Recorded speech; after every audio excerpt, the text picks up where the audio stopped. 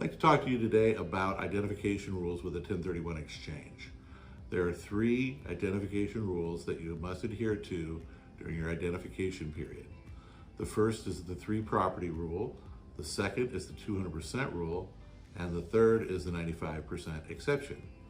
The three property rule states that if you make an identification of three properties or less, their combined value could be any amount.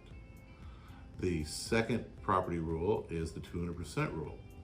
And the 200% rule says that if you identify more than three properties, their combined value can't exceed 200% of the price that you sold your property for. In other words, if you sold a property for $100 and identified four properties or more, the combined value cannot exceed $200. And then the last rule is the 95% exception. The 95% exception says if you surpass the three property rule, identify more than three properties, and surpass the 200% rule, so that their combined value is more than twice what you sold your property for, you may still have a valid exchange if you close on more than 95% of what you've identified.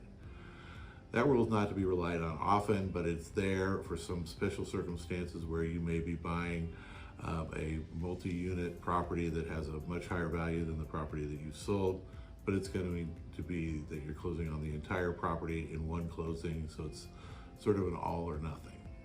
And that's the 95% exception. And again, when you're talking with me about your plans for identification, we'll walk through this and kind of discuss what your plans might be.